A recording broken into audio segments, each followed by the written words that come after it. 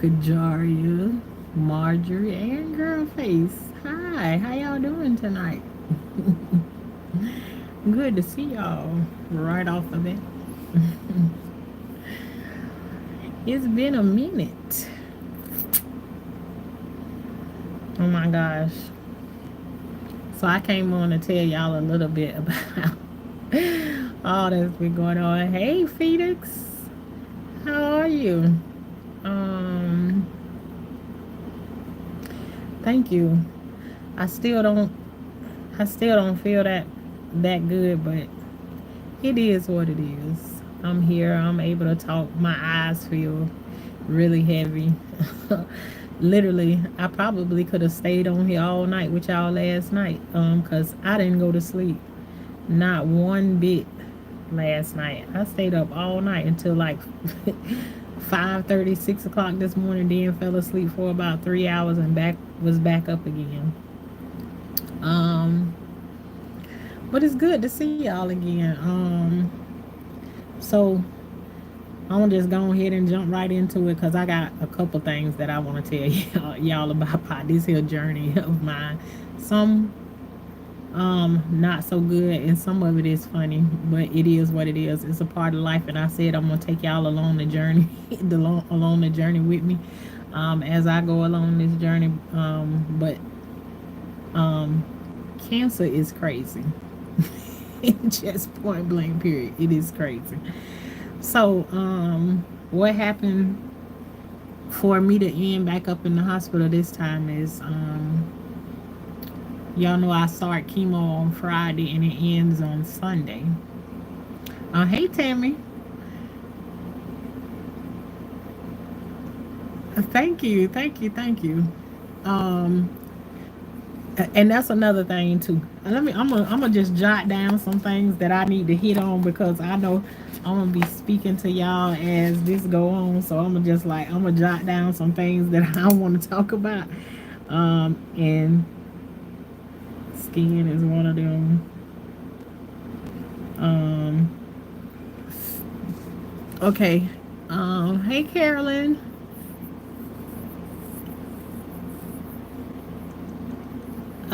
Melanie. Hi. I hope I ain't missing anybody. Carolyn Oliver. Do I know you? I know somebody by that name. Yes. Hold on just one second.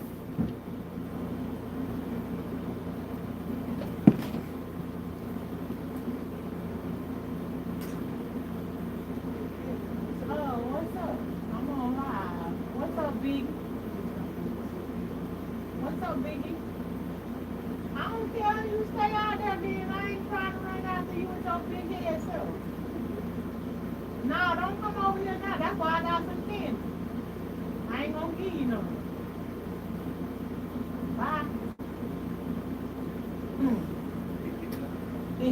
All right, then. See you later. Love you.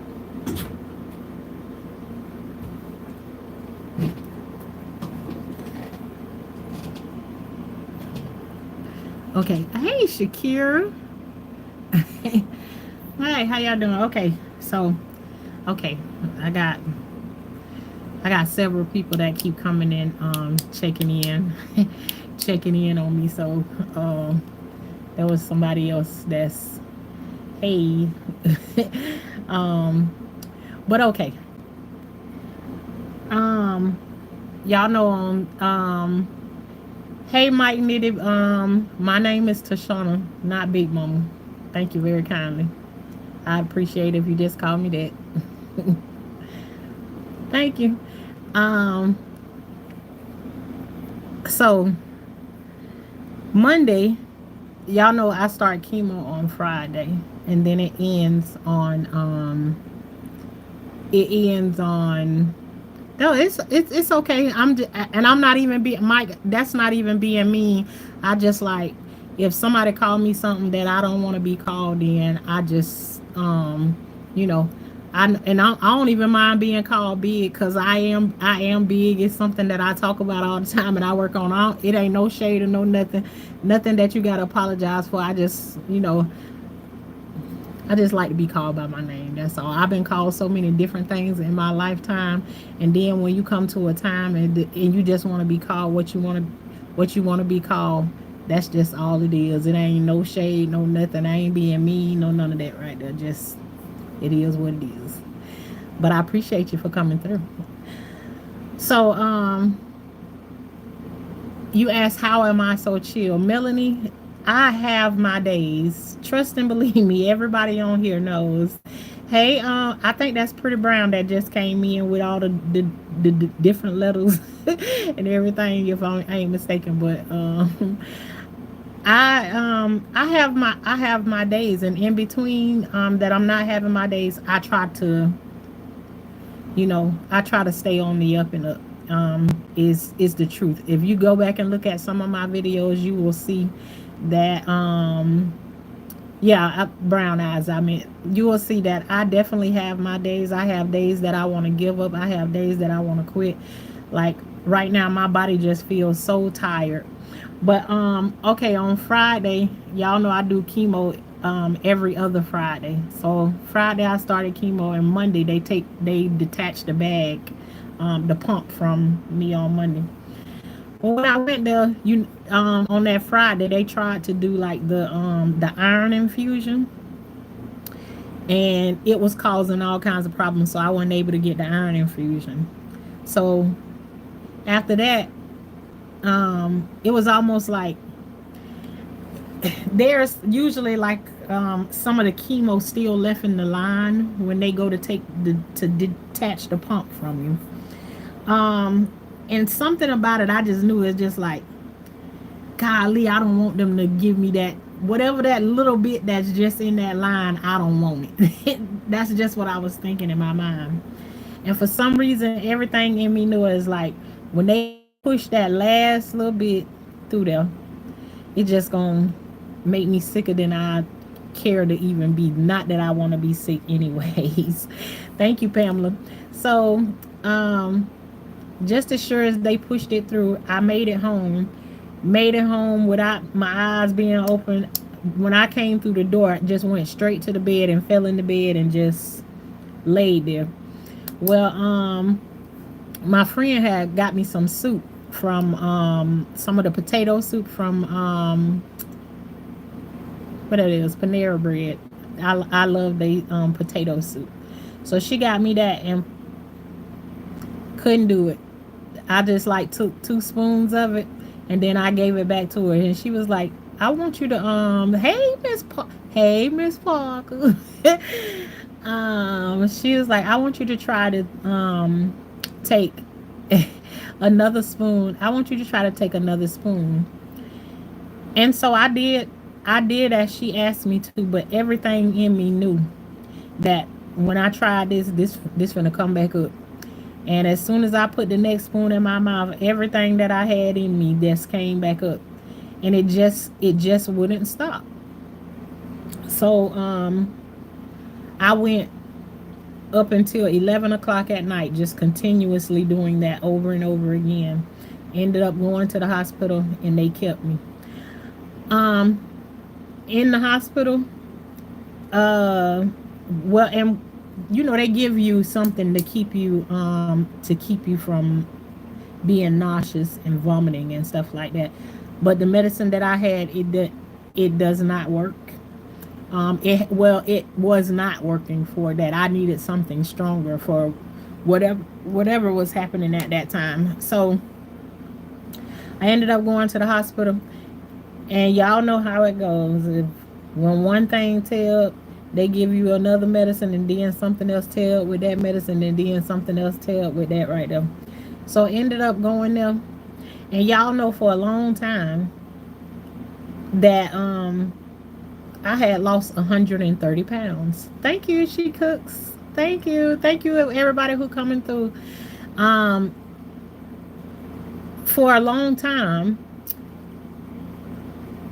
I've been telling you all that I lost 130 pounds, and since then, um I'm probably at a total of like 100 and almost 150 pounds right now. But this is not how I envision myself losing, because I wanted to lose 50 more pounds. Do I want to be 200 pounds? But not really. But do I envision myself being smaller than that? I really don't. But anyways, so I'm probably around I done lost about 150 pounds right about now.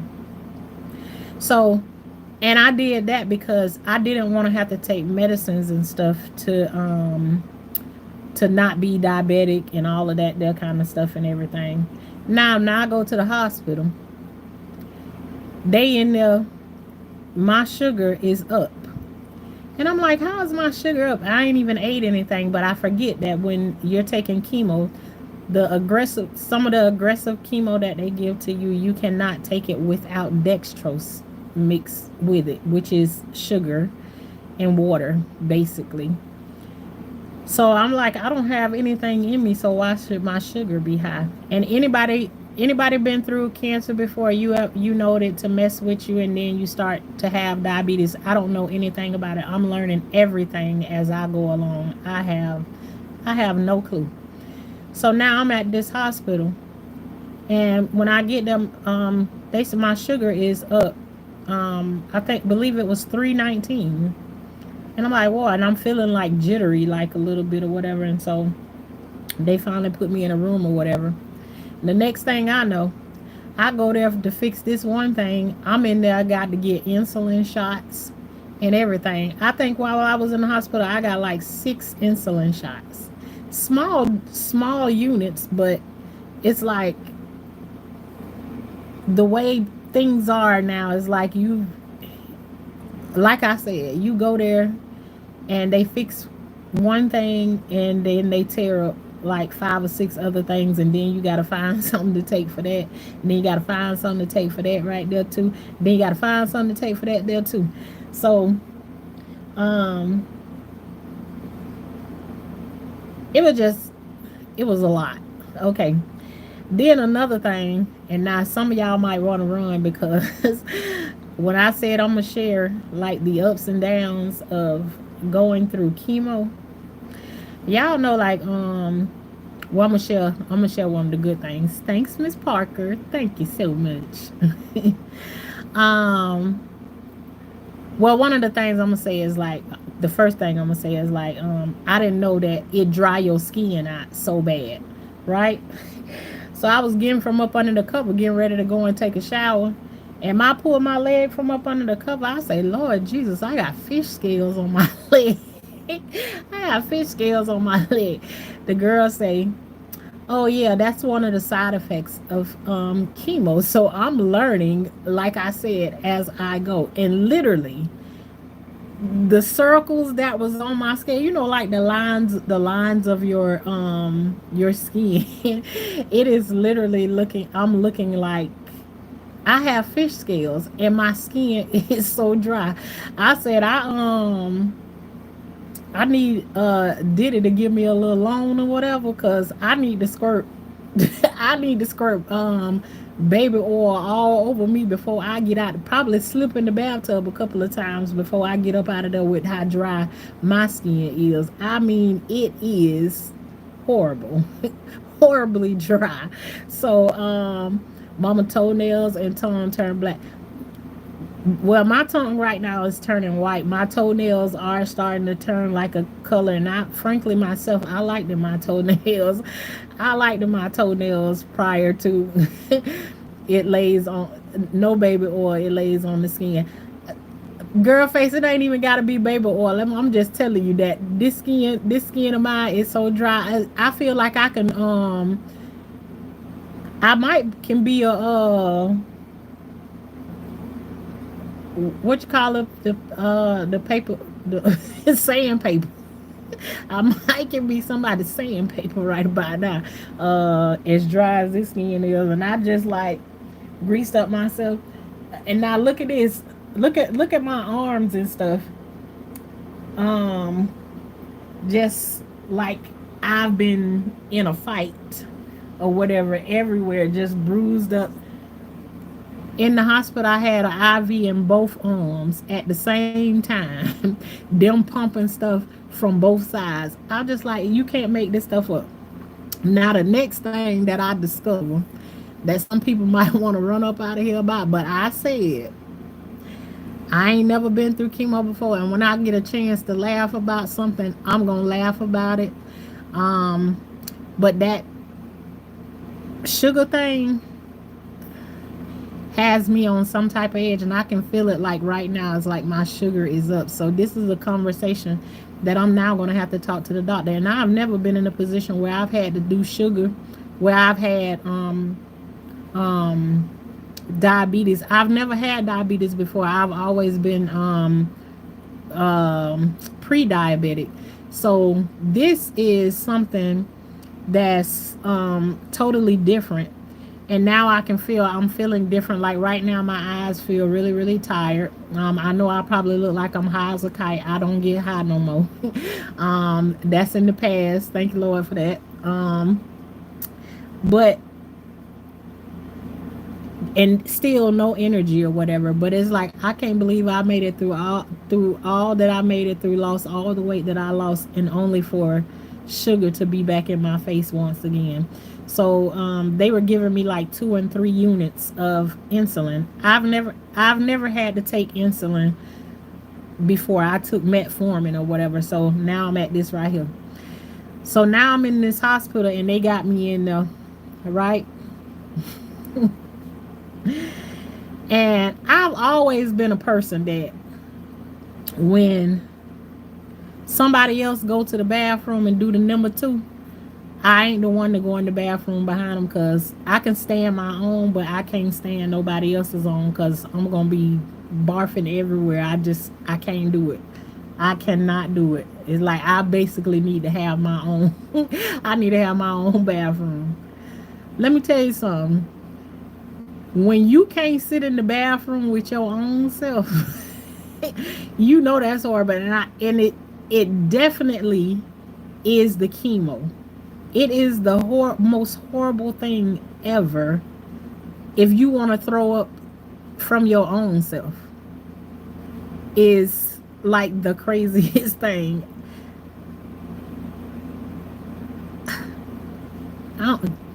Is anybody out there done deal with somebody with cancer before and they done said this same thing before? I'm just being honest. I don't know if anybody else is gonna say what it is, but I'm telling you, it's like almost I don't want to be in the room with my own self. I want to put on a mask or whatever. To Listen, I'm just saying.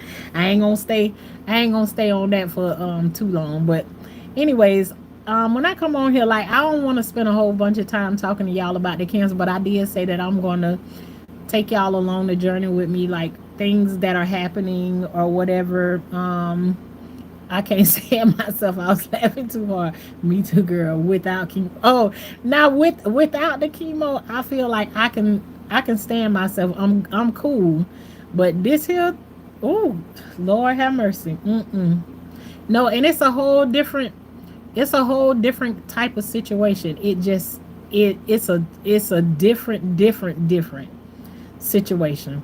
And I ain't gonna, I ain't trying to gross nobody out or no nothing, but I just want to be able to like explain to people, like people, if you have questions and stuff like that, I'm like one of those people that's like willing to answer some of those questions. And maybe some things that I ask or whatever, I can be able to go and talk to my doctor and ask my doctor, about some of the things that I'm feeling about. Like I gotta have this question. So I'm so sorry for laughing, but she reminded me of not a mule. Well, girl face, with the way that that thing be thing, I hope it is. I hope it is a detox. Cause let me tell you something. It feel like, how when they say the people used to go and like. The only way I used to hear about it was I used to hear like the like the celebrities used to go and get the thing where they cleanse out their body or something like that right there, where they put like this tube, they insert this tube like an enema or something like that, but it runs continuously and then it flushes them out or something like that. It's the only other thing that I heard or think of anywhere near it. It make it alone by itself will make you think or know something. And what I be saying to myself is, well, I hope some of the cancer came out with that right there, cause Lord have mercy. Yeah, as bad as cancer is, it almost seemed like that's how to smell or whatever. But anyways, okay, I ain't gonna stay on that. Yeah, colonics, those things. Man, and I already told y'all before. Everything else smells. Everything smells like metal. If I can't stand the sweat, um no, none of that. So I keep it real cool where I am. Even in the hospital, I had my room at 65. Um I don't want to sweat. I don't want to smell it. If I'm outside like in the garden or whatever, it's like my garden can take my mind away from that right there of even thinking about the sweating or whatever. So I don't worry about it when I'm out there. But when I'm on the inside, I don't want to sweat or anything like that. Um, so okay, that's the first part, and I spent um 20 minutes on telling y'all about that right there. Because you know, some when you have something like cancer or whatever, you want to be as far removed from it as you possibly can. I'm gonna take a little bit more time and speak on it because y'all know I just got the pump detached on Monday, and I have another appointment coming up on Monday for them to try and do the infusion again. And I don't want to see these people in between. I call it my break that's in between. I don't want to see these people again. As a matter of fact, they've been calling me all day today. And I'm just being honest. I haven't answered a phone call from them or no nothing because it's just like I just want in between. I just want my peace. I don't want to be thinking about it. I don't want it to constantly just be there on my mind or whatever. So it's like, just leave a message. I don't want to see them calling me every day, all day, to even confirm that I have an appointment on that day. I don't even want to go there to have the infusion done. I feel like if we're gonna have it, then why can't I just do it on the same day that I'm going to have the whatever. But I've already come to terms with it. Y'all know I just be telling how I feel about the situation, and I come to terms with it. I'm gonna go on Monday. I'm gonna do the infusion. I don't want to go and do the infusion because they also said, and it doesn't necessarily mean that it's going to happen to me, but one of the side effects of the infusion is you have body aches like the flu or whatever. I'll already be sick from the chemo and all of that stuff. So it's just like it's a lot to be thinking about, especially when you're pushing yourself already to go and do these things. So to have an extra appointment in between, and you all know when I have that time space that's in between, that's like my timing that I get to go to my garden and everything. So, and my voice starting to get shaky, so I don't want to dig into that too much because I don't want to cry. I don't even want to. I don't want to think about it because I don't know what it's gonna. I don't know what it's gonna do to me. But um, I love my garden. I love my garden time. I love. Not only do I love being in the garden, I love talking. I love talking to people about the garden. I love encouraging people to grow stuff out in the garden, because I know what gardening did for my life. And so anything that like try to like remove me or take that time away from me, it's like I have an issue with it. So it just is what it is. I don't know if I'll leave it as I promise. I have been praying and fasting and as promised. Please don't let your body get weak. You need to keep your body as strong as possible. Sending love and prayers. Nina Beverly, I thank you very much for that. And everybody always know one of the things that I say at the end of my lives is for all the prayers and everything that go up, and I'll be willing to say it 1,000 times over and over again on everything. I'm telling you, I feel the prayers. I know people are praying for me, and I don't know I don't know what it is that I do when I say it, but on everything that I love, the ones that are praying for me, I'm telling you, on everything, I'm asking God to give it back to you 10 times what it is that you're asking Him for me, because you don't have to do it. And I've just never been in a place where anybody asks anything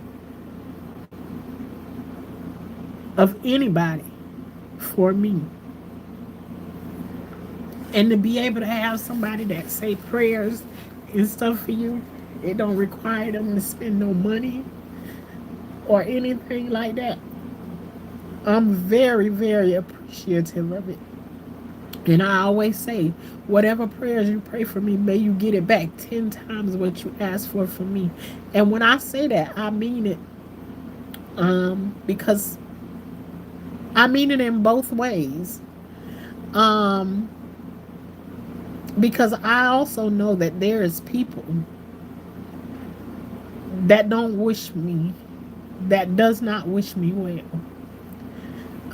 I've dealt with that my whole life from a child up. That they've mistreated me and everything. And so that was one of the things that I thought about. Great segue into the other thing that I wanted to talk about. That hit me today.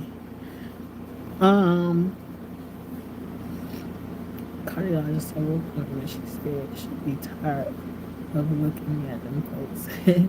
Yes.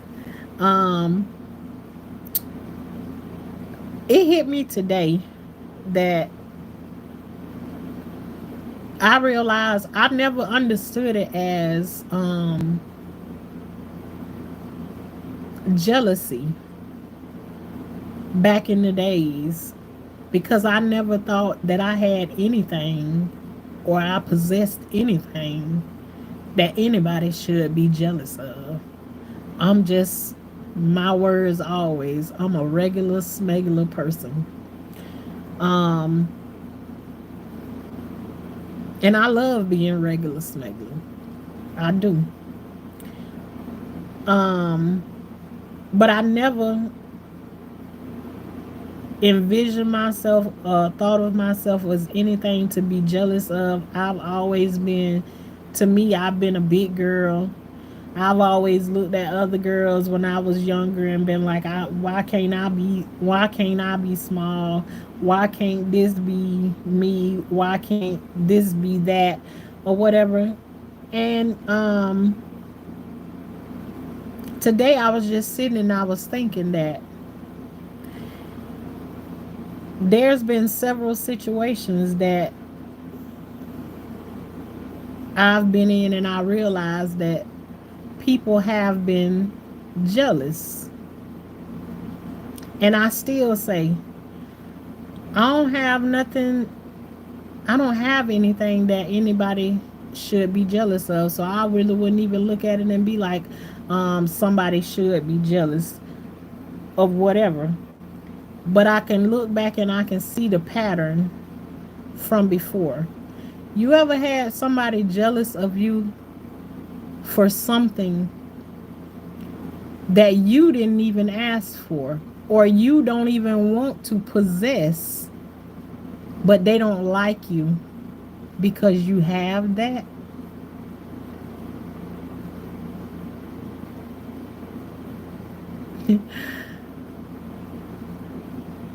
And one of the things, and it was just, I thought it was so crazy that I even thought that way. Cause, and let me tell you what happened. Today I was thinking about several things that done happen, like it's some jealous situations or whatever. And a lot of these things happened like when I was a very, very young girl. I can remember um, one of the biggest things that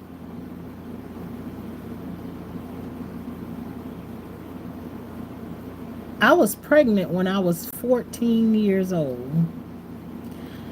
When I say 14 years old, I look at my kids now today and I think to myself, is like, golly, I can't imagine. I cannot imagine, nor do I want to imagine no 14-year-old of mine walking around with a big stomach and ain't nobody ask no questions or know nothing of how it happened.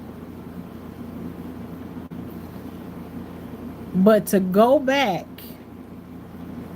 and know what happened to me for me to be able to get in that position,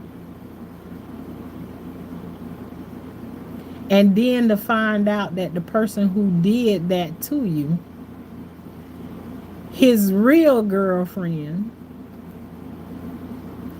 is saying she want a baby too because you pregnant, but she don't know my story of how I got to the place that I was in, because I didn't want no baby.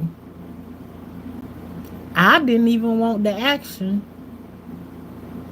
that came to get them.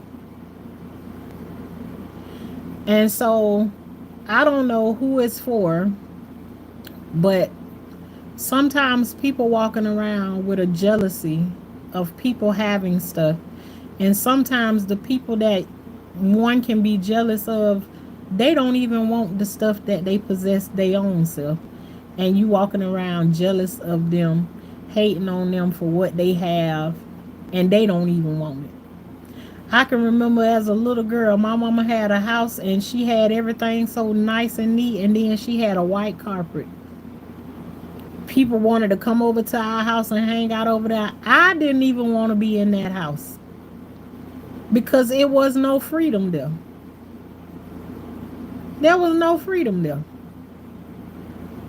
You couldn't touch nothing, you couldn't do nothing, you couldn't make nothing dirty. No, none of that. So what was exciting about being there in that place, so um just to me, um it's just it's been a it's it's been a lot. But sometimes when you thinking about the jealousy and stuff that people going, that you see somebody else got something and you don't know how they got there, if you don't know the story, don't be asking for what nobody else got. There's a lot of things that I got that I didn't want them, I ain't asked for, and I wish I could have been without them. But obviously there's a purpose for it in my life, because it happened and it's there, and now it can't go. I can't do nothing about it. It already happened. So yep. And whatever. And absolutely, I like that you said that, girl face. I didn't want a baby. I didn't want a baby at that age, but I also didn't have a mind that I can get rid of it. I didn't even know what was happening to my body at the time. But here it is, your real girlfriend, she actually want one, and you took something from me that I wasn't willing to give to you, but you took it. And I just happened to end up with the baby. And yes, my baby loved me, and I absolutely loved him too. Absolutely. Still love him. Not loved. That's past tense. Gonna get them beats in the store. You know what, girl face? I see you be saying about the beats all the time. I be thinking about it. And then I just go right on past it. I actually seen them in the store the other day, and I was just like, I don't think I'm gonna get the no beets. I already got cabbage. I already got cabbage growing out in the garden. I be replanting my cabbages and everything. Right now I'm going through y'all comments and everything. I'm not ignoring anybody. You about to make me cry. No, I don't wanna make you cry. Just like when you see people got something else, you just don't never know how they got to that place of getting the things that they got. And sometimes they got those things via a way that they didn't even want it. They still don't want it, and wish that it'll go away. um there's a lot of things in my life. I've raised 14 children. When I was growing up, all I remember saying was, I'm gonna have 2 children. That's what I said. I'm gonna have a girl and a boy. And none of it ain't happening the way that I thought it was gonna happen. You know, you play house and stuff, and you like, oh, you got a mama, you got the mama and the daddy and all of that stuff. None of that stuff ain't work out. None of the ways that mine came every which way, but the way that they wanted to. Some of them got dropped off to me. Some of them parents passed away, and then I got them. Some of them parents was on drugs, and I got them and raised them. Just kids kept coming after kids after come, and I didn't have time to think that this is not what I want to do. I didn't think, I never thought that. I just always, whatever challenge that came my way, I just always picked it up and I ran with it, and I made it do what it do, and which is one of the reasons why nobody can guilt me on me raising kids. Some people can't even do what I did with one. Better yet, with 14 of them, and not one can ever tell you a day that they went hungry and couldn't go to bed or couldn't take a bath. And my kids never lived on that regimen where they eat 3 times a day. My kids ate 4 meals per day, period. And I can't even take no credit. I can't take the credit for that. I know it was all God, because I didn't have everything. But we had what we needed. That's my stalker. It's how you walk in the room. My niece said that to me. Oftentimes, it's your personality and who you are as a person often sparks jealousy.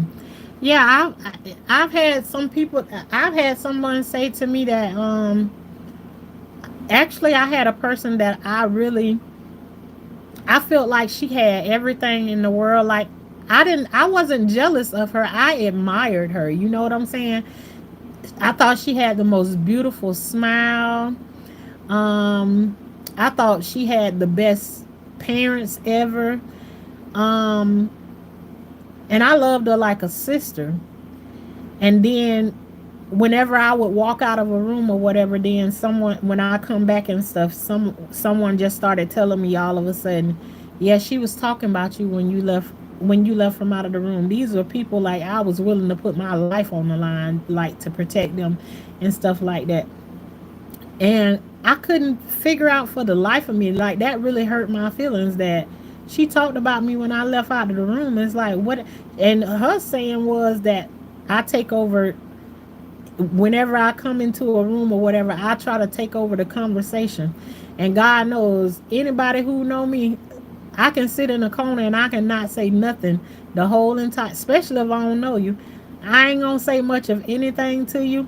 If we happen to click eyes or something together, I'm going to speak, and I'm going, but other than that, I'm gonna be quiet. I'm not the one to come in the conversation. Now, if I know you and we get into a conversation and I know I'm speaking the truth, you probably ain't got a chance in hell then at that time. But yeah, back then, like, no, I wasn't even a confident person. I didn't have a lot of clothes and stuff to wear to school. She had clothes and stuff galore.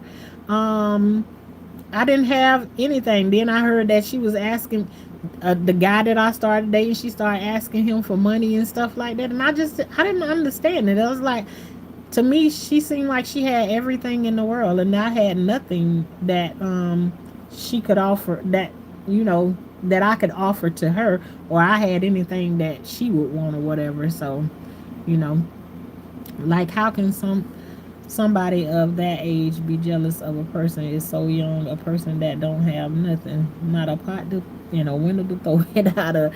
Yeah, I don't know, but listen, at that age,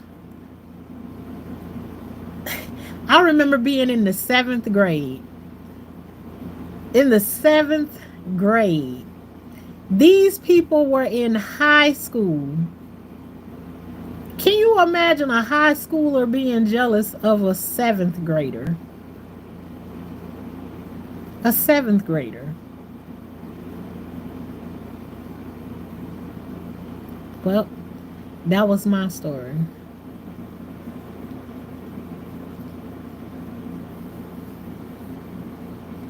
They just want to diminish your life. Yeah, I just couldn't understand it. Maybe I was trying to fit in with them and give them something that wasn't supposed to be given to them, and so God was making it a way that I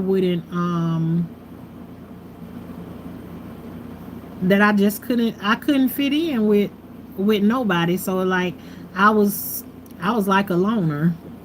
Hey RJ. RJ the hacker. No, I don't want to put that. I don't want to put that jacket on you, RJ. But you know what we talking about when I say that. Thank you, girl face. When it presents itself, I leave. Yeah, I don't really have those. It was just something that came up today, and I thought about it, and I was just like, I never viewed myself as a person to be jealous of anything that I have. Like, in my opinion, I ain't gonna say I don't have anything, because really on the inside of me, I feel like I really be feeling like I have everything. It's like I ain't walking around here thinking about, oh my gosh, I need this, and I need this right here, and I need this right here. Even with cancer, I still don't be walking around every day, all day, begging and pleading with God to take this from me. A lot of my prayers throughout the day is, Lord, give me the strength. Give me the strength. And to me that is a complete prayer on certain days, because sometimes I don't have the energy to walk from my door to get to the car.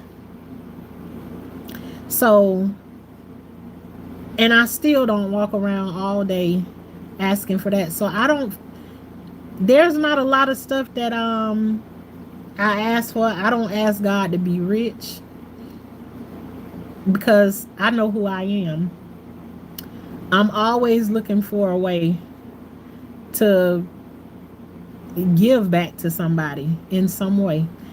And you just know, if you one of those persons, you just know that if you got dealt a whole bunch of money and you ain't never dealt with a whole bunch of money like that in your life, you just know that everybody who you think needed, you get a blessing. You get a blessing. Be around here like Oprah Winfrey without the Oprah Winfrey money, giving it away. Giving it away to everybody. So God knows what I will do with it if I had it. So I don't ask for all those things. I ask for the things that I need. Give me what I need, and I'm fine. It's a present that I've dealt with all my life. Talked about it today. Wow. Oh, like I like pickle beets now. Obedience, yes. Hey, coffee cake. Um, you got a light, a bright one. That's ridiculous to be jealous of a seventh grader. Yeah, a pregnant seventh grader is the craziest thing ever. And I just think about that now, and then and what the person wanted was, she wanted to be pregnant because I was pregnant. Okay, then go right ahead, and I hope it blessed you. that you did. So, you know, I wouldn't trade my son for the world. I wouldn't. Um, you know, God gave him at the time that he saw fit for him to give him to me, and he came right on time. If I had it my way, would I have pushed it back? Um, Absolutely. I would have wanted to be married. I would have wanted to. It's a lot of things that I would go back and change in my life if I had it, but we all know we can't go back in time and change any of that stuff. I had folks tell me I thought I was cute because I had a nice shape. Man, I'm shaped like a stick. I ain't thinking about no about that. Plus your family. Why are they thinking like that? Yeah, it be in their mind, especially if ain't nobody around telling that child over and over again about anything like that. And then after a while, when they say things like that, it is actually how it get into the child's spirit that they actually have about it, because you done told them 550 times, you done reminded them over and over again that they do. So then you start paying attention in the mirror. Oh, I got a body. Let me look at it and see what they been talking about, and they don't know that they planting seeds the whole entire time. You ain't had no train of thought thinking in that way, but they the ones pushing. They the ones pushing on to you. What it is they have. Hey, Korean. Oh, RJ, here you go with this pickled garlic with cheese. No. Spring break starts tomorrow. Yeah, my nephew was talking about spring break tomorrow starts for you all. Y'all know y'all we did spring break what, it was 2 weeks ago when I had my not my last chemo, but the one before. We had spring break then. Well, I hope you enjoy your spring break. um I was just singing thanks for my child. I Let me tell you something. Oh my gosh, Korean. I can call her name right now just as if I heard that song yesterday. Cheryl Pepsi Riley.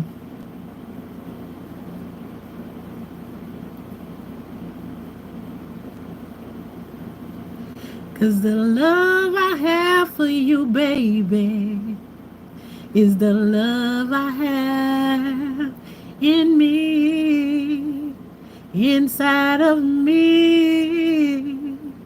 The love I have in me. Oh.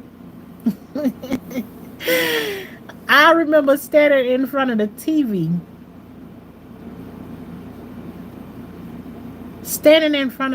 not knowing, having a clue what to do with a baby.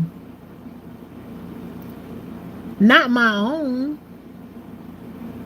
but that song right there, thanks for my child. Every time it came on BET, every time, I was just standing in front of the TV and just was stuck. So that was one of the songs that helped me get through that time in my life. Thanks for my child. Do you know how embarrassing it is to be walking around a school and you almost like the only one that's there pregnant? The fingers that's probably being pointed at you and everything. And then you got somebody asking for that. Man, please.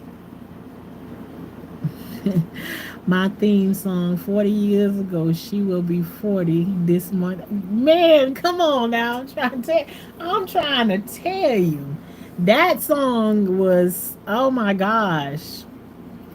That song was everything. And so it just, yes, thanks for my child. And though your daddy, he ran away free. Oh my goodness. Now see, I'm gonna have to listen to that. I probably shed some more tears tonight from that song right there. But yeah, no, I definitely, definitely. Oh my goodness. Yeah.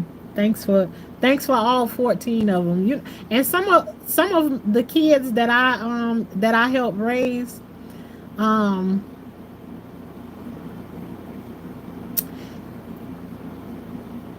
I had um one little boy, and I'm just gonna say it. I had one little white boy.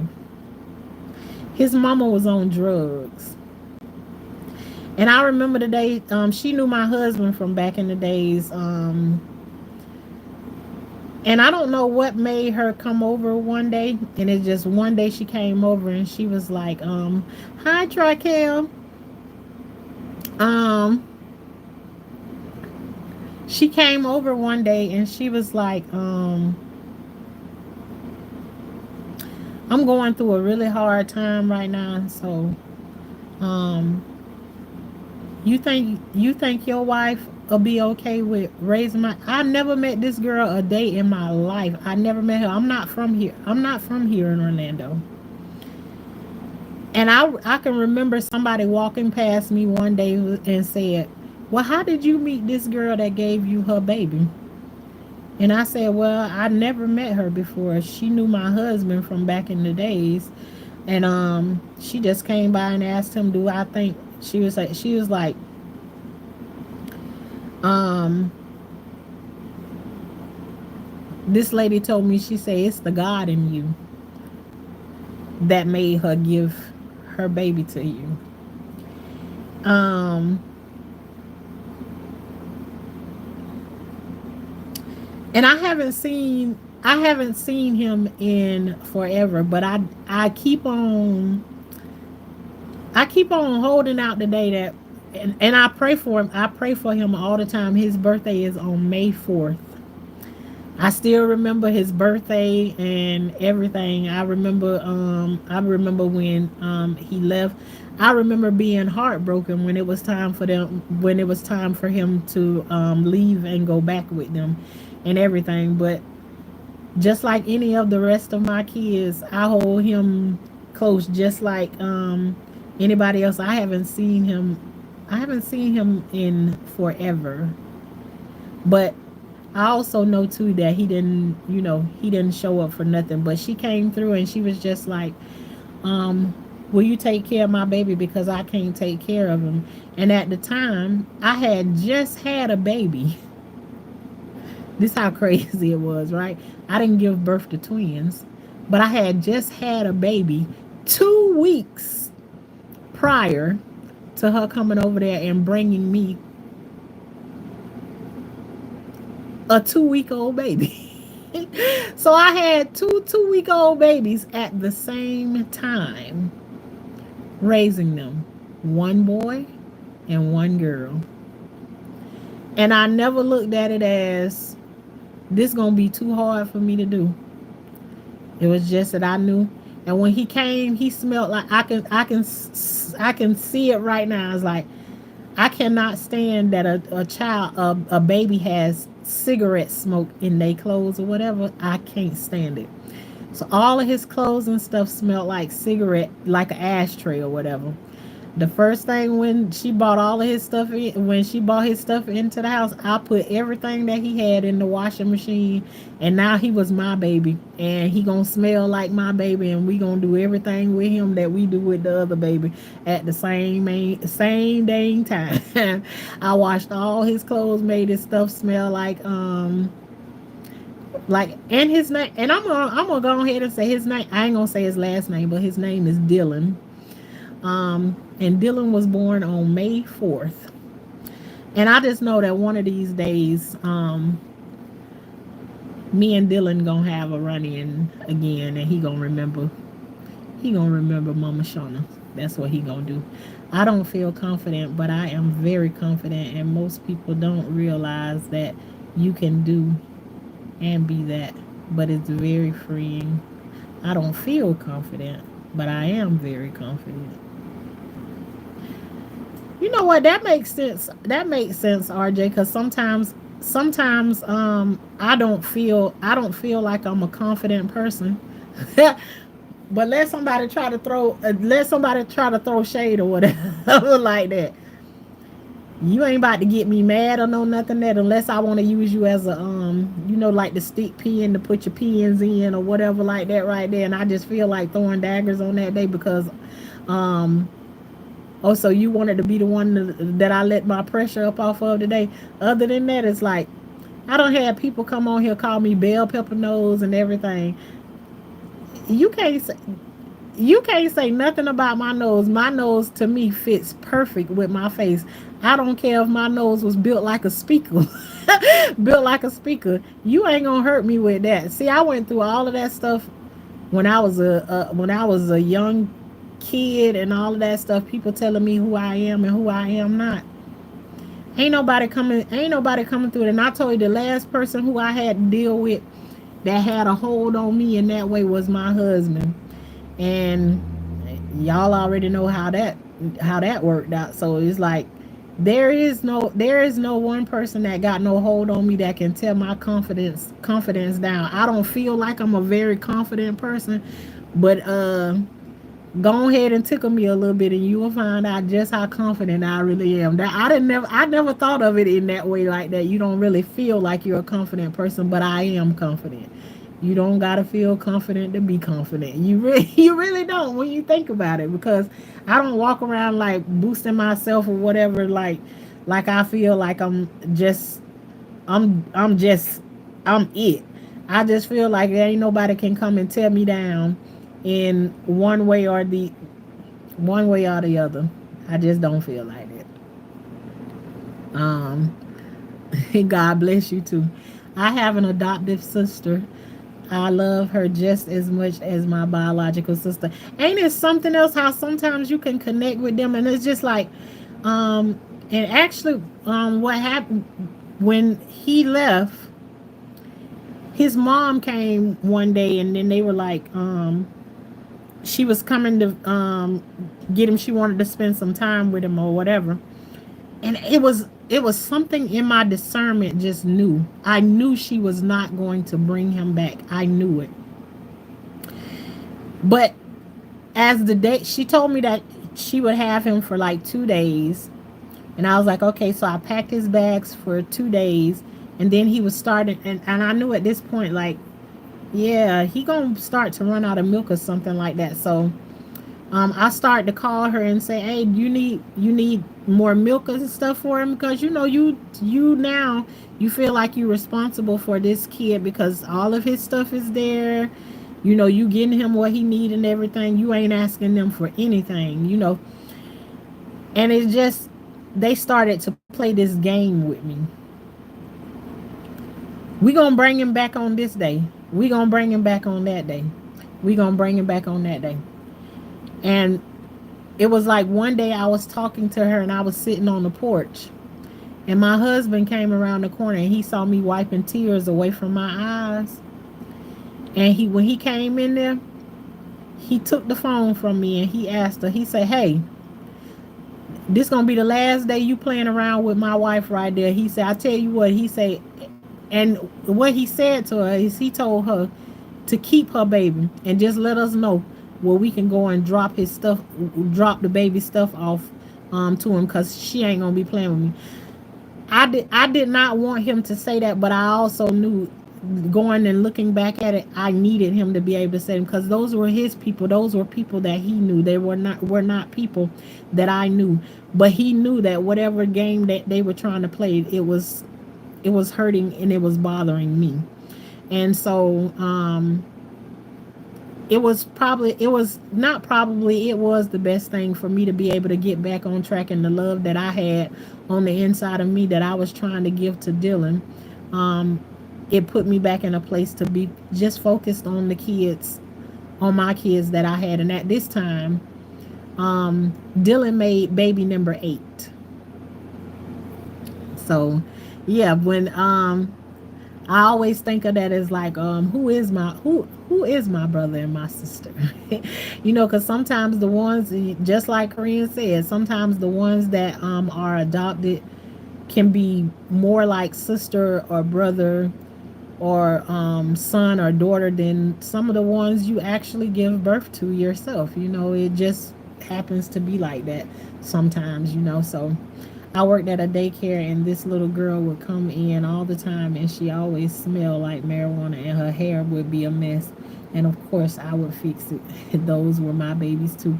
Yeah, I remember one time I was late for work one morning, and my two of my kids, only two of my kids in life, well, not in life, because when I had my youngest two, they went to daycare. So let's say my four younger kids were the only ones that ever went to daycare before. All the rest of them, I had 14 kids. Out of 14 of them, only four of them ever went to daycare before. But this one morning, I was late for work, and I took the two kids that went to daycare. They dressed alike every day. It was a boy and a girl, and they wore like opposite, uh, up and down or whatever. But I wasn't able to do my little girl hair that morning, and her daddy their daddy took them to daycare that morning, and he took them. But it was one of my auntie's daycare center, and she called me at work, and she was like, child, your husband bought the baby in, and her hair sticking up on her head. And she said, I know you ain't never bought the kids to daycare like that right there. She said, you mind if I do her hair? I say, please do my baby hair for her. Please do my baby hair for her. Please, don't let her hair be sticking up on the head. She said, all right then, I got you. um and shout out to because that girl that called me, her name was Vanya, and she since had passed away. But yeah, I was thankful for her, calling. She knew how I did with my kids coming to daycare. But yeah, them them daycare workers be doing that thing. But I done had a couple of them that I done had to go off on too. I just looked at your nose. Yeah, somebody told me I got a bell pepper nose. Child, please, if you were trolling, you think you coming through hurting me by calling my nose a bell pepper nose, you better come up with something else real quick, because I love everything about my bell pepper nose. Everything. I feel like it was a little bit smaller, maybe it'll make my mouth look too big. It was too much bigger than that. Child, please. Maybe it'll make my eyes look shifted off to one side or something. I don't know. I don't care. I love the nose that God gave me. Period. Period. um the only thing they can take from you is notes. That's a new one. Now I'm gonna have to use that one right there. Notes. Oh my goodness, right. That's a good one right there. Take some notes. Wow. Oh my goodness. Well, unless we got something else we need to talk about tonight, I really appreciate y'all for. I can come on here and I can forget about. Somebody asked. I think it was Melanie who asked earlier. How can you still come on and still smile? Because I don't think about. I'll be waiting on the opportunity for me to be removed from what I'm going through in my mind, and put something else, what I'm going through in real life. I've just like to disconnect from it. I'll be waiting on the moment. Literally, I can be in here by myself all day long, and as long as my stomach is not hurting bad, and I'm not like real sick and all of that stuff, I'm not here thinking about no cancer. I'm not. But the only thing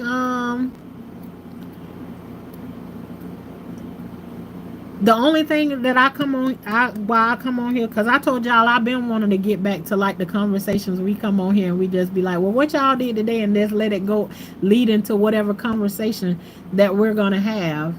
But because I said, as this is a journey that I'm going on, my page is Life with Tashana, so I'm going to, I'm going to talk a little bit about it. But I love having conversations, just point blank period, with people, because there are so many different things about me, and cancer is not going to be my story, it's going to be one of my testimonies. And I know sometimes when I talk to y'all, it's going to be times where I'm not in a good place, but I also feel like I need that. I need to come on here and I need to say to you all how I feel about it. And obviously, from the way that I'm looking right now or I'm talking, I'm not going to stay in that place. But I've not been able to express myself coming up. So I need this space to be able to say how I feel about what it is that I'm going through.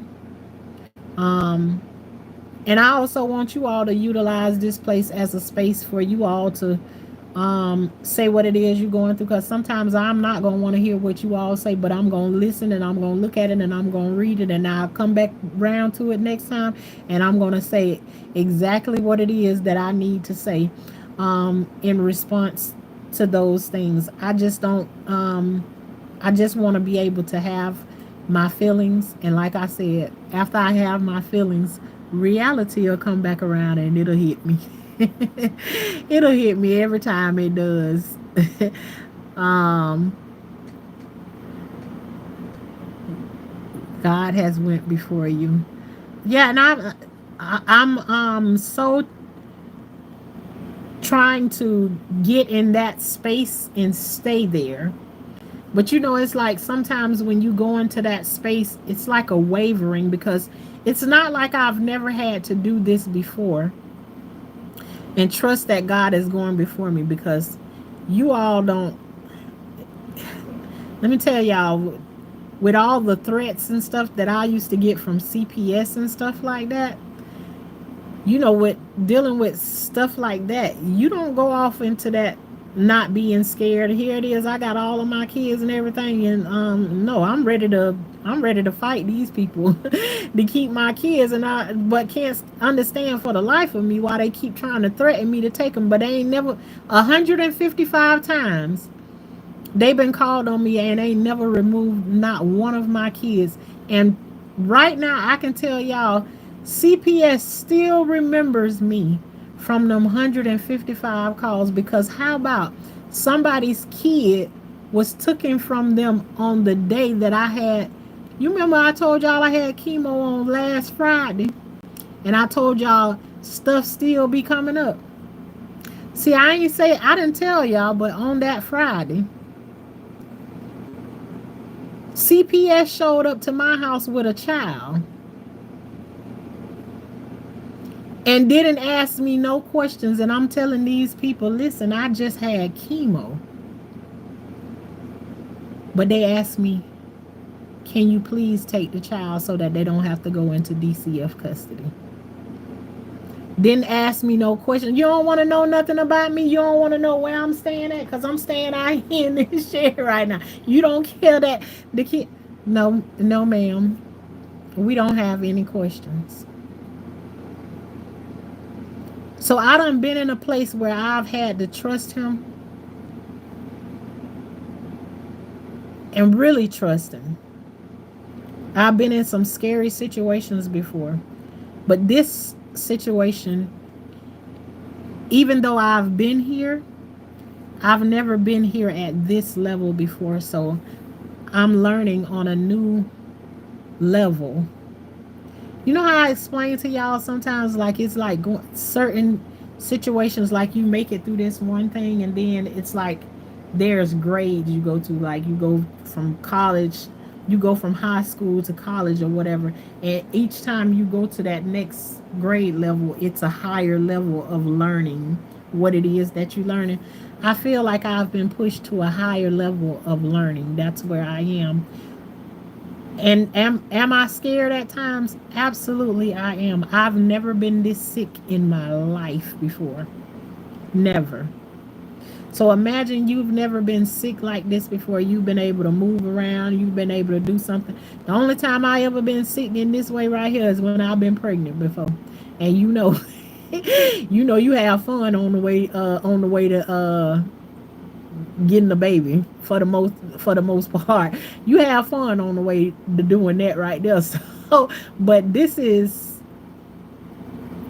different. So, um, I'm learning on a new level to like trust him, to not walk inside of the building and just what I trust in right now is when I walk in that building is I know this chemo finna make me sick.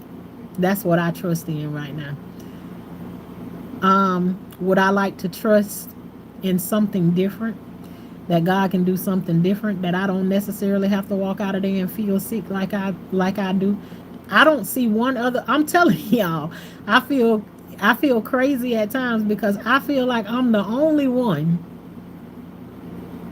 that leave from out of this building, the building that I go to receive chemo. I feel like I'm the only one that leave out of the. I come in one way, laughing, talking, chopping it up with everybody, and I leave like a shell of myself. So, yeah, there's some things learned. RJ asks, "Do you have any prayer requests?" Do I have any prayer requests?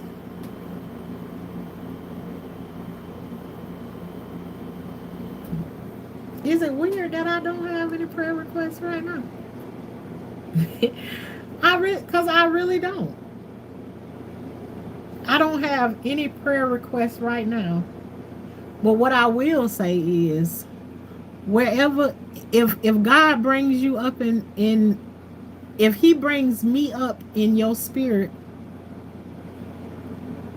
just ask God to do it for me. No, whatever it is, just ask Him to do it for me, because obviously He's putting me there for a reason. But I don't.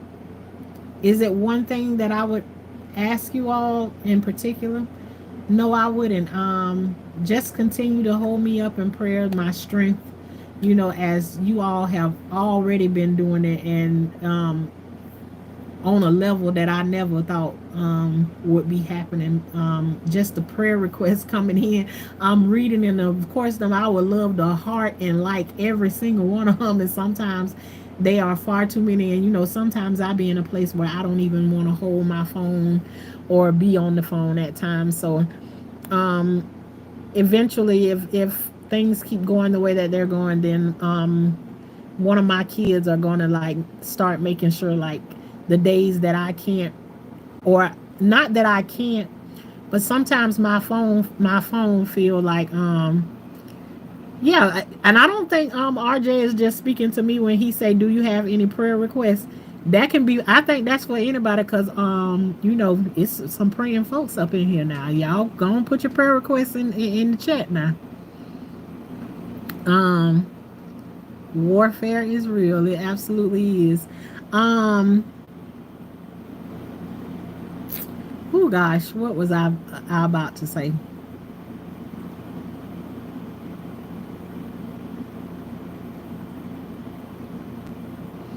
It'll come back to me if it's meant to me. And if you ever want to hear someone else's trauma and pain, so you're not entirely alone in a messed up world, grab your popcorn and ask. You know what, RJ? I did say I'm going to start back. I let StreamYard go because StreamYard was like $25 at one point, and then all of a sudden one day it just like I seen that um I got a notification from my phone, and it probably ain't StreamYard fault. They probably had already warned me ahead of time, but I saw them take $45 out of my account, and I'm like, what in the world? And I was like, I'm not paying no $45 for StreamYard because I don't really use it like that. But I do want to start back coming on and like have conversations, like real conversations with people. I said that the other night or whatever. So warfare needs to be a one-on-one class.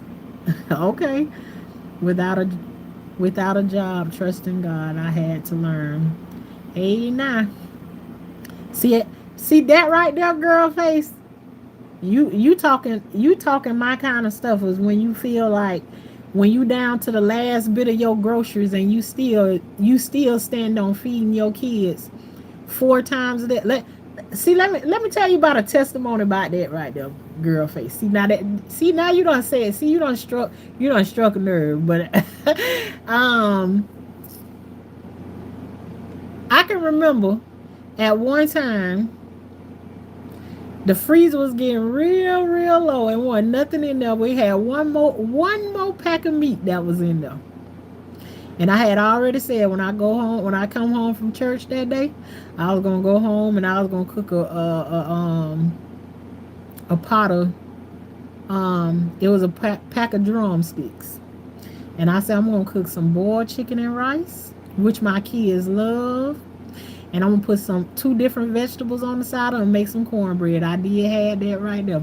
Wasn't bad for the last meal you had in there. But let me tell you, that was my plan when I went home from church. We went to church. I had $2 in my pocket, and I said, and I had gas to go to church and everything, so I wasn't worried about that. I was gonna put these $2 in offering. Got up, and we get ready to leave from church, and the pastor came and tapped me on the shoulder. He said that second offering in church, we always take that offering up and we give it to whoever God lead us to give um, the offering to. And he said the day God told me to give you the offering. Hey, I wasn't about to ask nobody for nothing because that's just the type of person I am. I'd rather go home and count my pennies and my dimes and stuff in my penny bank and go and cash it in at the bank before I'm going to ask somebody anything like that right there. But I knew at that point, I knew God had to provide. I knew he was going to provide. Honey child, I opened up that envelope and back then during that time, that was let me see what year that was. That was back in 2003. 2003 was when that was. Tapped me on my shoulder. You know how much money was in that envelope? $131.56. Honey, I left from that church and I did not, when on the Monopoly board where it says, hey, go straight to jail. Do not pass go. Go straight to jail. That envelope said go straight to the grocery store. Do not pass go. Honey, I went to the grocery store and I'm telling you, off of $130, I fed them. I had 7 kids at the time. 7 kids at the time. It put me in the perfect spot to go. So I'm telling you, I got some stories of my own. It's just like somebody mentioning something. You know how somebody mentioned a story, then like stuff start to pop into your mind. Hey, Silky Black, good to see you.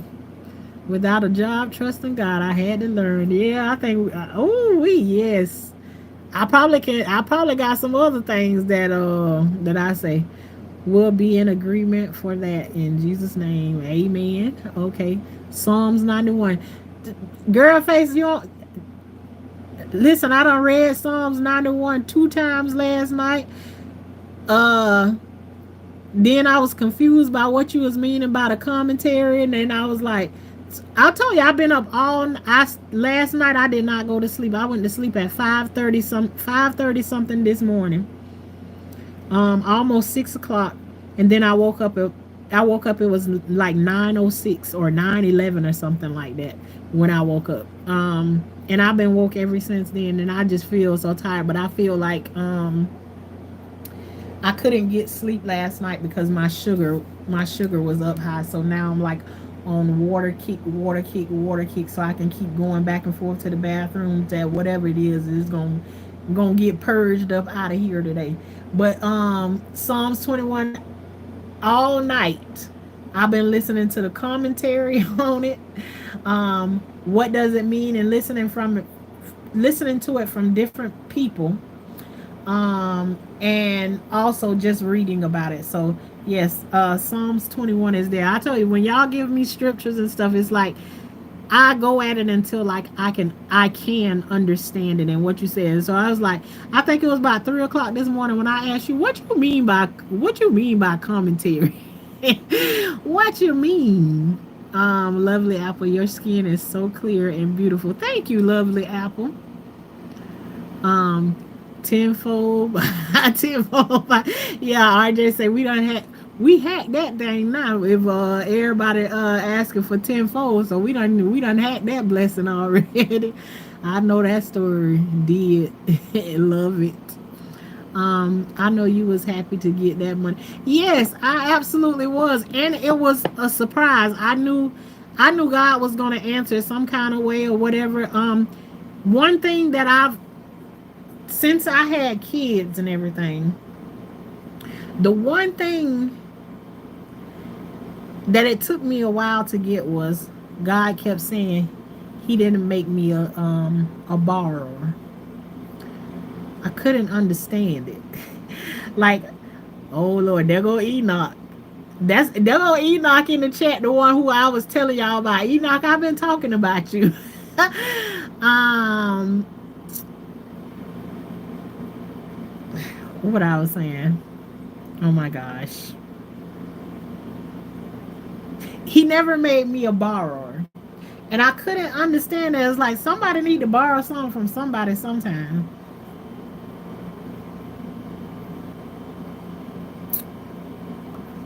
Just wouldn't put me in the position, and then it was like it was times when I thought I needed to borrow something from somebody, and I could walk up to them and my lips would literally be like this. I'll be like talking to them, and then when it get ready to come out of my mouth, it'll be like,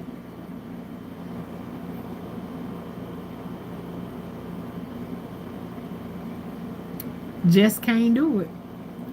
Just can't do it. And every time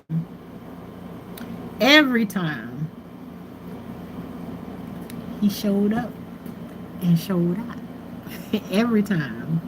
So, um, yes, the grace of God. 91 is powerful. And I'm gonna keep on reading the girl face until I feel it the way that I feel when you keep saying it over and over again. See, when somebody say something like that, and you keep talking about how powerful it is and what you wrote along with it in the comment section, I keep going at it because I want to understand it. I want to understand it like you understand it. That's what I want. That's what I want. And sometimes it don't happen. I be wanting it to happen on my timing, but always God has a perfect timing when I get it, and it just click in right at the right time. How you doing, Enoch Evans? I've been talking about you, not in a bad way, in a good way. The Lord gave you a scripture for us. You said Psalms 21. Okay, then there's a lot of things in Psalms. What Psalms 21? I be reading all the Psalms. I remember one time somebody got a tattoo of Psalms 23 put across their eyebrow, but they didn't know what it means. And they don't believe in Jesus or anything like that. They believe in the moon and the stars. And so I started saying to her, the Lord is my shepherd, I shall not want. And it was like when I was talking to her, she started to back up from me or whatever. She was just like taking steps backwards. And it was the first time I ever had an experience like that before in my life. And she was just like, and then one time she told me, she was like, sometimes I hate talking to you because you be too deep. you be going too deep in conversations and everything like that. I say, well, honey, I can't change my conversation up for who it is that you want me to be. This is who I am.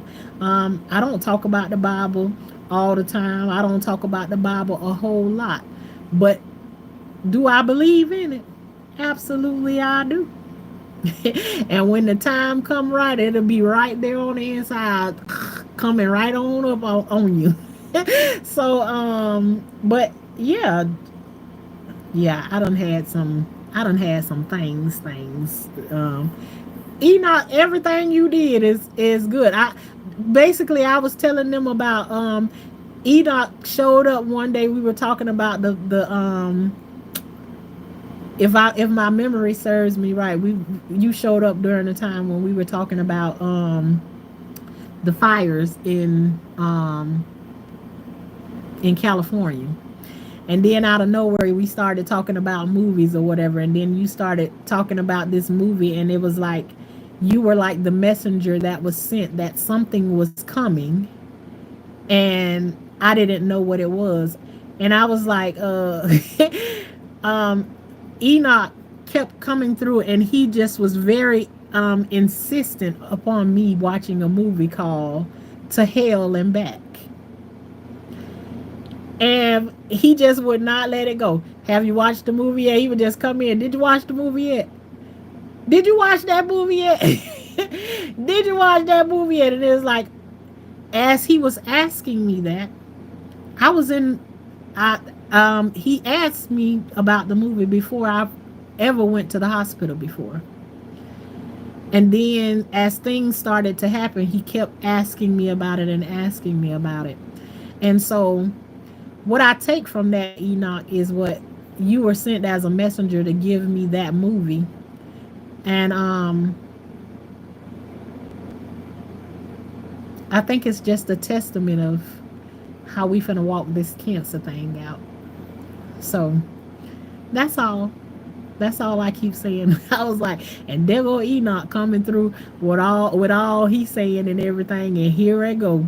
Here goes this big thing is being dropped on me. But I say that as like a joke or whatever, but I feel like it was, you know, say the warnings are always there. Preparation.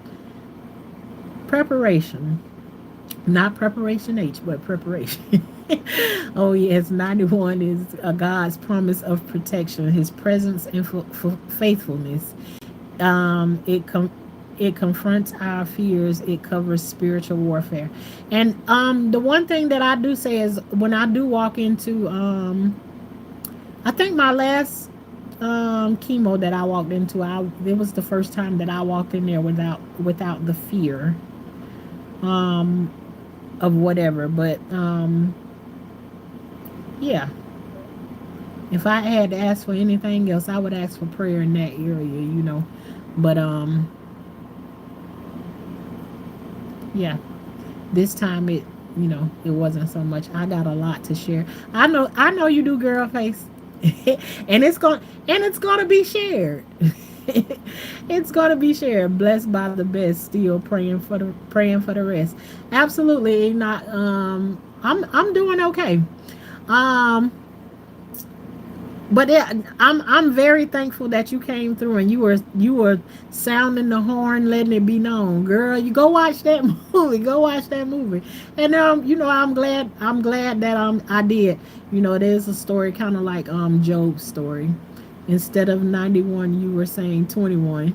Oh, I was saying 21. Well then, just cause I said 21, just cause I said 21, I'm gonna read both of them. Let me see what 21 and 21 and 91. I keep both of them. I'm reading 21 before bed. Look at girl face. I say any Bible verse that get put in this chat, I'm gonna read it. I'm gonna read it when I get off here. Amen. He's on time all the time. Come on, tell somebody coffee. Tell somebody coffee cake all the time. May not come when you want it, but he'll be there right on time. 'cause he's an on time God. Yes, he is. God works in mysterious ways. You have to be deep to understand deep. Yeah, let me tell you something. I know one thing. I know a person that be in my face when they trying to tell me about something that I done been through in my life, and I know they ain't never been through it before. I know, cause when you been when you been through, you know when somebody done been through something and when they ain't. What they say, you can't witness to nobody if you ain't never been through nothing. It's a hard thing to do. It's hard to tell somebody about their situation if you ain't never. What you say? If you ain't never walked a mile in my shoes, don't tell me nothing about it. To hell and back. That's the movie you gave to me. 91 to me is like a prayer. It's a battle cry, a lullaby, a fortress, and a declaration all in one. It's the kind of scripture you memorize. Pray over your home, your kids, your health, and speak out.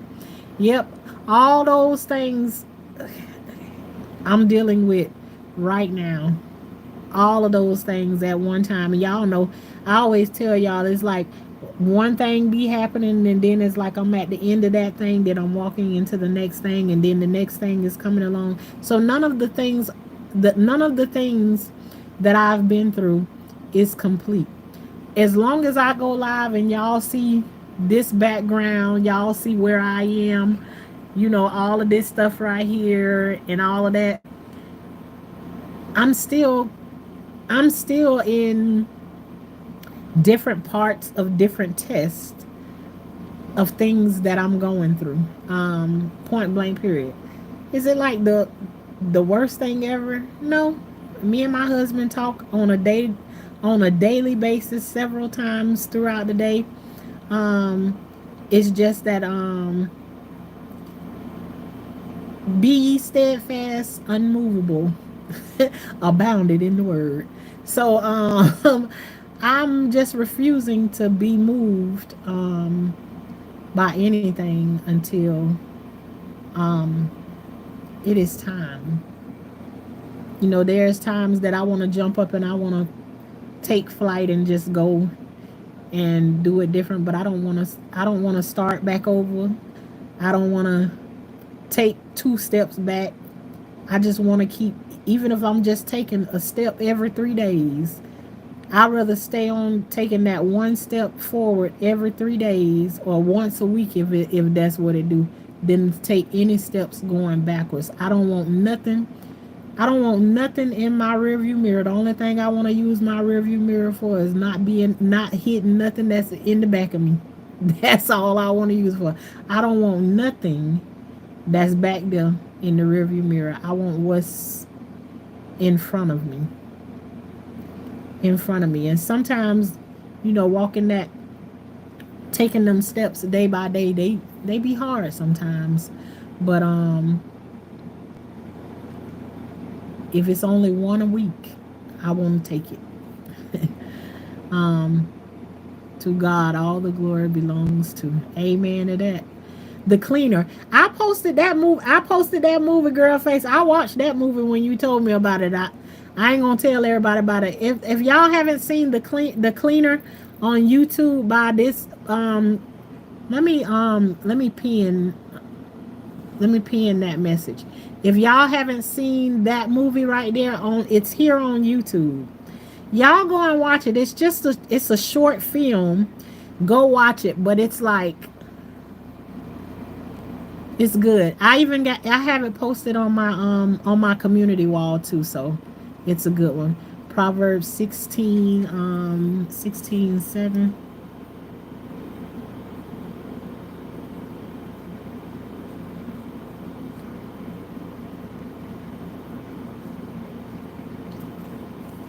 When a man's ways pleases the Lord, it will make even his enemies be at peace. Okay, then is that the same as God will make your enemies your footstool? I'm gonna read it anyways. um, RJ, my God, I place all my trust in you. 3, for he will rescue you. He will rescue you from the snares. Which one that is? My God, I place all my trust in you. 3, for he will rescue you from the snares. Okay. His faithfulness will form a shield around you, a rock solid wall to protect you. Mm. God's timing. Absolutely, Coffin. 91 doesn't mean you won't go through storms. It means you won't go through them alone. That's that right there was already solidified when I told y'all about when I went through with when somebody put roots on me before. Um I learned that during that time. It didn't mean it didn't mean you weren't gonna go through anything. It just meant that I got you. I got you as you going through that. Yes, I've been through that right there too. So many things that suffering isn't the end of our story. Absolutely. I know I already told RJ is our the minister in the chat. The minister in the chat, yes. I appreciate you all. I get to end tonight on the on the most beautiful note. I love that I can come in here and talk to you all, and I can forget about all of, even though we talking about it, I can forget about all of the way I'm feeling. I don't feel sick right now. I'm talking to y'all and I almost feel normal. The only thing that feel funny, that feels different to me, is my eyes feel heavy. And if you ask anybody who around me while taking chemo or whatever, it's one of the things that I it's what I do. But because I don't want y'all, I'm trying not to be rude. I'm holding my eyes open, but it's like my eyes are like the heaviest thing ever. They heavier than my legs are at this moment. And so even with my sister, if you ask my sister Shalissa on here, she will tell you she doesn't open when I have chemo and stuff like that for like that first week. If I'm talking to somebody on the phone, I'm talking with my eyes closed. It's just my eyelids feel so heavy. I don't be sleep, no nothing. I can hold a whole conversation with you and just lay there and then just keep on talking. Okay, Enoch says, watch the movie Courageous. Okay, I needed me something to watch tonight. But I'm hoping tonight that I'm gonna close my eyes, because my eyes feel heavy. Maybe I got too much sleep when I was in the hospital with all that stuff that they had me on. Kingdom Mindset, absolutely. Is that a movie, or that's just letting you know what kind of mindset you need to have? But y'all watch that movie, The Cleaner.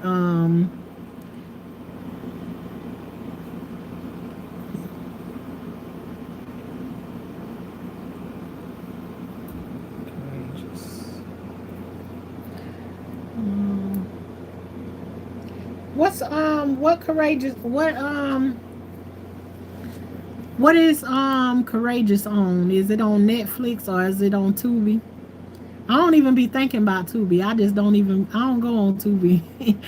I don't be going on Tubi until somebody tell me something on there, because I used to, when they first came out, my auntie introduced me to Tubi, but I didn't like the way they videos and stuff look, so I never, because I didn't like the way it looked, I never used to go on there and watch their movies and stuff like that. But now I see like they they upgrade, so because even the movie To Hell and Back was it was it was a good quality film. Can't remember, but it's good, I promise you. Okay then, But I'm almost imagining that when I go and look for it, it's gonna show me a whole bunch of movies. Give me a little bit Enoch about what it's about, so I know if I'm going to watch it. Then I'm watching the right thing. And then after I get this right here, then I'm gonna we gonna get off of here, and then I'll see y'all tomorrow if the Lord's will. We'll be back on here on the live doing what we do. Maybe tomorrow I'll be on here a couple of times. God is still our refuge. Even if our bodies fail, our soul is healed. All right now. He not even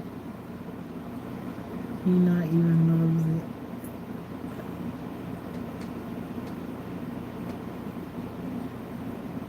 it. Can't remember, but it's good. I promise you. I listen. I had put a movie out there to you all too. Did y'all watch The Shack on Netflix? Anybody watch The Shack on Netflix?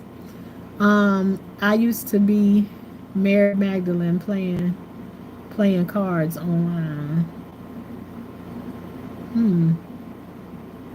I don't understand. Oh, Mary Magdalene playing cards online about fathers stepping up, being men of God, being honorable, and being men of God. Okay, then. That's a good enough explanation as I now I'm the good wife. Okay, all righty then. Okay, then I got you. I got you. Oh, Marjorie, you watched did you watch you saying you watched The Shack on Netflix? When I tell y'all The Shack, oh my gosh. Oh Lord. Um yeah, that thing right there. That's that. Marjorie, same thing, same thing. I watched the movie 3 times. 3 times. Hey, Marquette. Let me make sure I'm saying it right. I don't want to say um The Shack is good. Yes, I watched that 3 times, and let me tell you something. I don't think I'm finished yet. I gotta go back and watch it again. Marquette. I I think I think I'm saying it right now. I be wanting to say people name right. Marquette. Um, I watched The Shack 3 times already, and I think I'm due to watch it one more time because you know how to me The Shack is kind of like not just like The Color Purple or no nothing, but you know how like you watch a movie and like there is so many there is so many parts and pieces like you feel like you missed something, so I need to go back and watch it one more time to make sure I ain't missed nothing out of that. That's what to me The Shack is like that right there. Good movie, good movie, good movie. Yeah, and I just be telling people about it all the time. It's like talking about the garden. Did you watch that? Did you watch that? I love that movie. So if you all haven't seen The Shack on Netflix, that's a good one. The Exorcist was on today. Oh no. I wonder how many people realize that those kinds of things actually happen. Let me tell see girl face. I told you I've been through my own situation. Literally crawling on the floor. My sister-in-law, it was just me and her together. She had to jump on my back. I'm telling you. And somebody wrote in my I want to say it was Surrette or it was let me see. No, it was not Surrette. It was Chris. Woo, Chris. Girl, if you hear this. Chris said in up under one of my videos, Lord, sweep her clean or heal her from the top of her head to the soles of her feet. I done told y'all that story before. When she said that, man, I knew Chris was on to something, and I know she had done tapped into something because God knew that was going to touched me in a special kind of way, because when my whole exorcist thing was going through, the one thing my sister-in-law kept saying over and over again: God, sweep this house clean from the top of her head to the bottom of her feet. Sweep this house clean from the top of her head to the soles of her feet. She kept saying those two things over and over again. And she kept saying it over and over again. She was cleaning up her house and kept walking past me saying it: God, sweep this house clean from the top of her head to the soles of her feet. She just kept saying it over and over again. And I was like, what does that mean? It was like, it's not really you talking, but you can remember yourself saying like certain things or whatever. It's like it's kind of like an outer body experience, like it's happening to you. I can remember at one point she jumped. See, we done started a whole nother conversation. I got this, we done talked about this I don't know how many times. It was a point where she jumped on my back, and I was still like grabbing onto the carpet, like pulling myself. It was kind of like she had like a shag rug, but I was like pulling myself, trying to get away from her. And she jumped on my back, and I remember at one point it was just like, whatever that spirit was, it left for a little bit, and then I was like, it's me. I was like telling her out loud, it's me. I remember telling her that. But I done talked about that. That story is here up under my videos. And I done talked about it so many times on here. But yes, somebody put roots on me one time before. And yeah, we done talked about all that. It ain't that I won't talk about it again, but absolutely.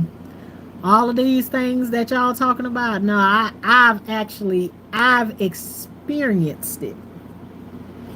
I don't need to hear nobody else's story. I know the stuff that they see on The Exorcist and all of that stuff. I know that stuff happen. That stuff can happen for real. I know that it can. Yeah. And I don't even go and watch. I don't go and watch no stuff like that. I don't even go and watch no stuff like that. I don't entertain it. No, none of that stuff like that right there. But I've definitely experienced it. And it's not like an experience that it just comes and it just goes away. There's a deliverance period. Point blank period. There's a deliverance period. I think I went through that for all of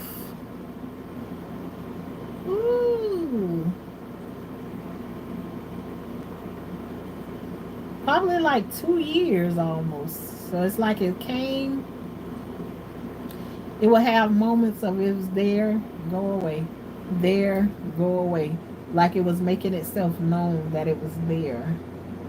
But then it just came a time when it was very bold and just out there. Boldly bring healing to her body, restore what sickness has tried to steal, strengthen her, renew her from the inside out. But even as I ask, I trust you. Your ways are higher, your timing is perfect. I receive that. Amen. You have to be in the spirit to understand. Absolutely. Absolutely. So I place Tashana in your hands, not just for healing, but for peace that goes deeper than understanding. Ooh, I was on the phone talking to somebody about a peace that surpasses all understanding. Everybody around you can be in total chaos, and you can be the only one walking around and nobody can understand why you got peace in this moment at this time. Why? Are you okay? Oh, I'm fine. I'm good. Peace that surpasses all understanding. Cover her with your wings. Let her rest in your shadow. Be near in every hospital room. Amen. Amen. And you know what I say? Tenfold back to you. We done hacked that thing. Tenfold. Every hard conversation, every lonely night, whether healing comes now or later, I believe you are good. I believe you are with her. And I believe nothing. Not cancer, not fear, not heartbreak.